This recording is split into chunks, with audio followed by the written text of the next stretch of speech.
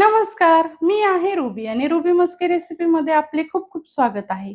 मी आज आपल्या सर्वांकरता आपल्या रुबी मस्के रेसिपीवर घेऊन आलेली आहे. आज आपण करणार आहोत उन्हाळ्याची रेसिपी साबुदाणा बटाटा पापड.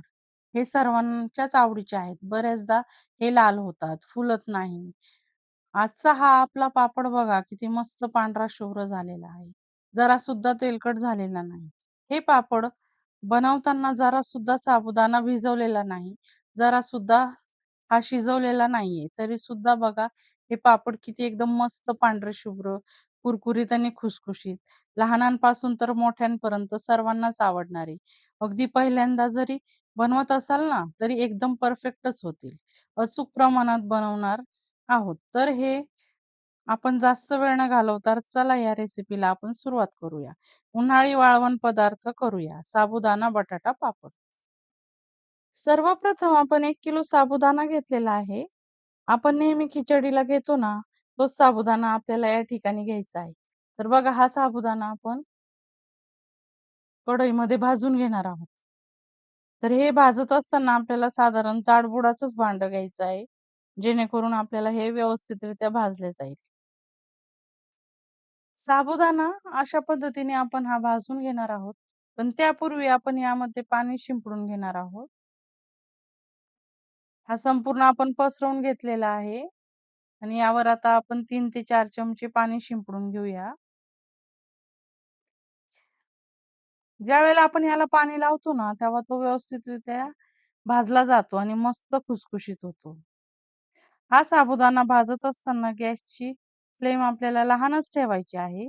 मंद आचेवरच हा खरपूस भाजून घ्यायचा आहे. मोठ्या आणि जाडबुडाच्या कढईमध्येच हा साबुदाणा याचा रंग बदलेपर्यंत आपल्याला हा भाजून घ्यायचा आहे. तर बघा अशा पद्धतीने आपण हा भाजून घेत आहोत आणि आपल्याला ही गॅसची फ्लेम मीडियमच ठेवायची आहे. या साबुदाण्याला पाणी लावल्यामुळे काय होते, की हे एकमेकाला चिटकते आणि अशा पद्धतीने हे चिटकलेले आहे आपण बघू शकता. पण ज्यावेळेला हा आपला भाजला जाईल तेव्हा तो एकदम मोकळा सुटसुटीत होणार आहे. तर बघा अशा पद्धतीने हा आपण संपूर्ण भाजून घेऊया. जसे-जसे भाजले जाते ना, तसं हा एकदम मोकळा सुटसुटीत होतो. बघा अशा पद्धतीने.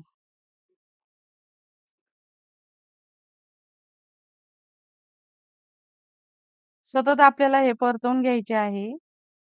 लाह्या फुटतात ना, तसा हा आपला साबुदाणा फुटल्यासारखा आवाज येतो आणि तसा आवाज आला ना, की मग समजायचे का आपला हा साबुदाणा भाजला गेलेला आहे आणि याचा रंग देखील बदलतो. त्यावरून आपण हे ओळखायचे, की हा साबुदाणा मस्तपैकी खरपूस भाजलेला आहे.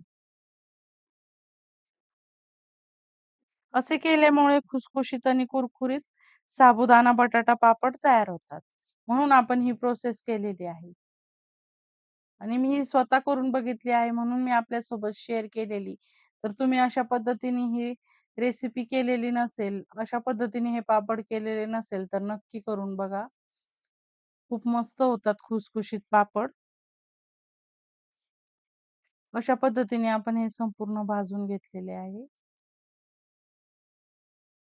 आपण बघू शकता किती मस्तपैकी हा खरपूस आपला हा साबुदाणा भाजत आहे. हे संपूर्ण आपण थंड करून घेऊया. अधिक साबुदाणा पांढरा शुभ्र होता आणि आताचा आपण बघू शकता की हलकासा याचा पिवळसर झालेला आहे. तर या ठिकाणी आपण हे संपूर्ण थंड करून याचे पीठ दळून आणलेले आहे. तर आपण बघू शकता हे पीठ आपण आणलेले आहे दळून. या ठिकाणी आपण बघू शकता हे बटाटे आपण शिजवून घेतलेले आहे. याच्या मी 3 शिट्ट्या करून घेऊन हे शिजवलेले आहे. तर याची आपण संपूर्ण साल काढून घेऊया. तर अशा पद्धतीने आपण याची साल काढूया. सर्व बटाट्यांच्या मी साली काढून झालेल्या आहे. आपण बघू शकता. अशा पद्धतीने मी हे शिजवलेले आहे. खूप जास्त गाळ शिजवायची नाही आपल्याला. तर अशा पद्धतीने शिजवायची आहे साधारण 3 शिट्टे देऊन. तर बघा आपण हे मॅशरच्या सहाय्याने किंवा किसणीच्या सहाय्याने तुम्ही किसून देखील घेऊ शकता. पण या ठिकाणी मी हे मॅशरच्या सहाय्याने हे मॅश करत आहे. जेणेकरून आपण पापड करत असताना पापडामध्ये कुठली गाठ येऊ नये म्हणून अशा पद्धतीने आपण हे संपूर्ण बटाटे मॅश करून घेऊ. तर आपण बघू शकता अशाच पद्धतीने मी हे संपूर्ण बटाटे मॅश करून घेत आहे.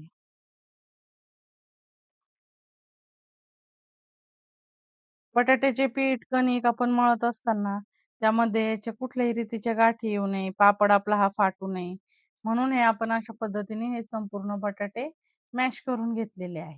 तर या ठिकाणी आपले हे संपूर्ण बटाटे मॅश झालेले आहे. तर आता आपण याचे पीठ मळून घेऊया.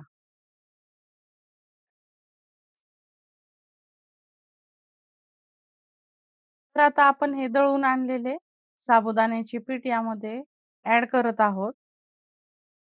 साबुदाण्याचे पीठ करत असताना ते सर्व संपूर्ण साबुदाणा हा थंड झालेला आपल्याला पाहिजे, जेणेकरून हा व्यवस्थितरित्या दळला जातो.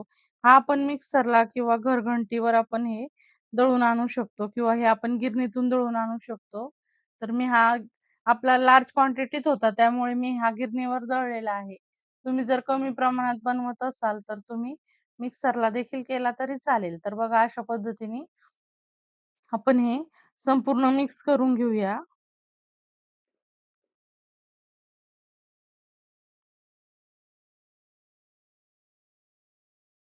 एकदम आपल्याला हे साबुदाण्याची पीठ घालायची नाहीये.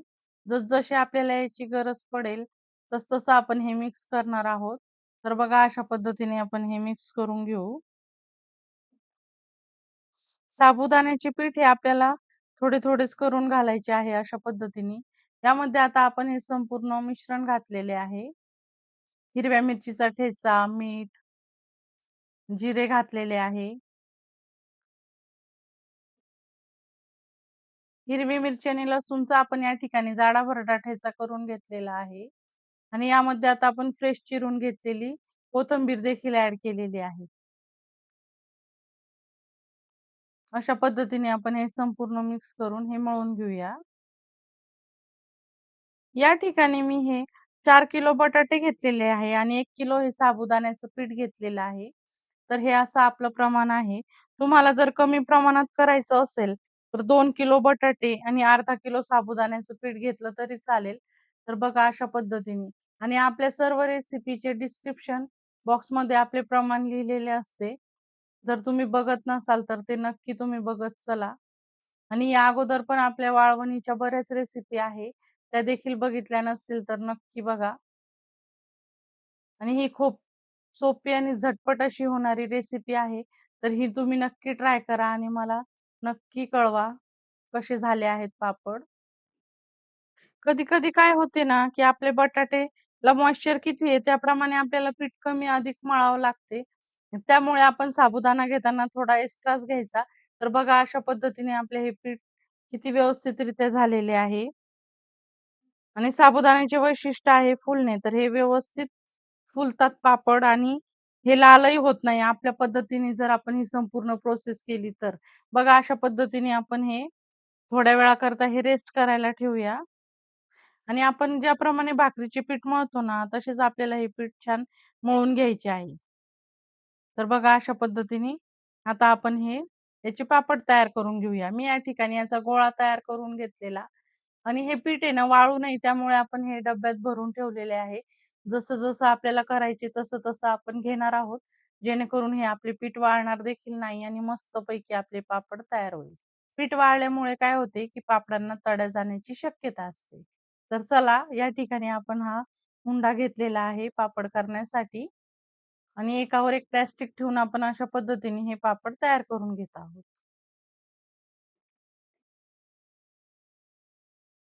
एक बाजू झाल्यानंतर आपण हे दुसऱ्या बाजूने देखील उलटवून घेणार आहोत.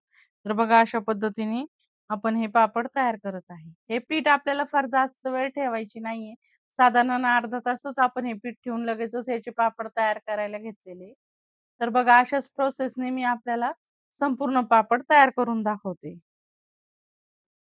तुम्हाला ज्या साइजचे हवे त्या साइजचे तुम्ही गोळे लहान किंवा मोठे घेऊ शकता.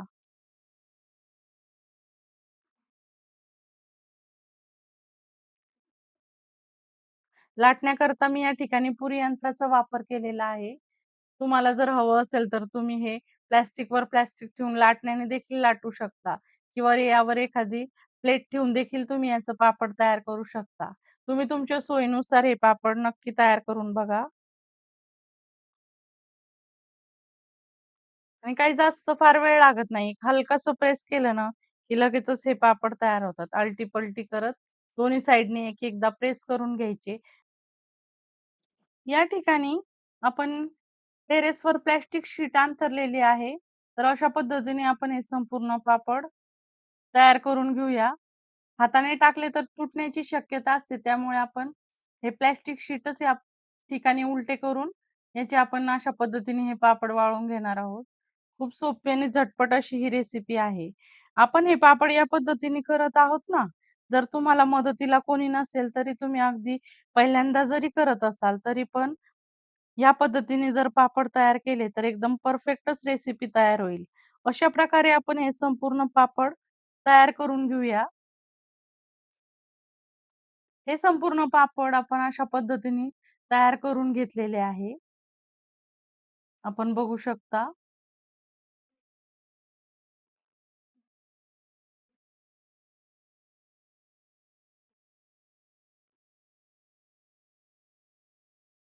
हे संपूर्ण पापड मी या ठिकाणी हे उलट्या बाजूने देखील उलटवून घेतलेले आहे. 4-5 तासानंतर आपण हे उलटवून घ्यायचे आहे. तर बघा अशा पद्धतीने मी हे उलटवून घेतलेले आणि याला देखील आपण दोन्ही बाजूने ऊन दाखवून घेऊया. आणि हे आपल्याला हे पापड साधारण 3 ते 4 दिवस हे वाळवून घ्यायचे आहे. तुमच्या टेरेसमध्ये किंवा गॅलरीमध्ये जिकडे ऊन येत असेल तुम्ही तिकडे वाळवा. तर बघा अशा पद्धतीने माझे हे 4 दिवस पापडाला ऊन दाखवून झालेले आहे. आपण बघू शकता आपले पापड किती मस्तपैकी पांढरे शुभ्र तयार झालेले. तर हा पापड मी आपल्याला तळून देखील दाखवते. या ठिकाणी आपले हे तेल मस्तपैकी गरम झालेले आहे. यामध्ये हा एक पापड घालून मी आपल्याला हा तळून दाखवते. बघा किती मस्त पांढरा शुभ्र हा पापड आपला झालेला आहे. तर बघा अशा पद्धतीने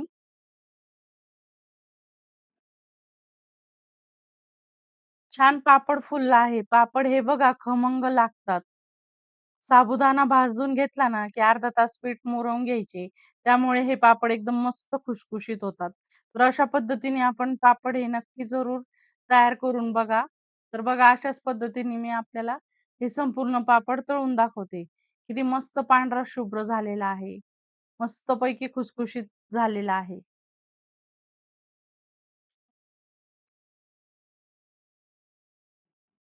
हे पापड तळत असताना जास्त याला वेळ लागत नाही. आपले तेल मस्तपैकी तापलेले असले ना, की 2-3 मिनिटातच हे मस्तपैकी तळून होतात. तर बघा अशा पद्धतीने मी आपल्याला हे पापड तळून दाखवत आहे. खूप सोपी आणि झटपट अशी ही रेसिपी आहे. बघा किती वॉव! मस्त हे आपले पापड फुलत आहेत आणि आपण केलेल्या साइजपेक्षा हे चौपट फुलत आहेत. आपण बघू शकता व्हिडिओमध्ये.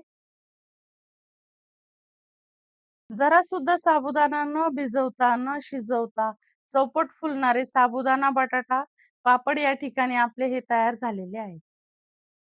आपण वेळात वेळ काढून ही रेसिपी बघितली म्हणून आपल्या सर्वांचे मनःपूर्वक आभार. रेसिपी आवडली असल्यास लाईक करा. रुबी मस्के रेसिपीला सबस्क्राईब करा. फ्रेंड्स आणि रिलेटिव्हजला नक्की शेअर करा. अशा छानशा रेसिपी सोबत आपण पुन्हा भेटूया.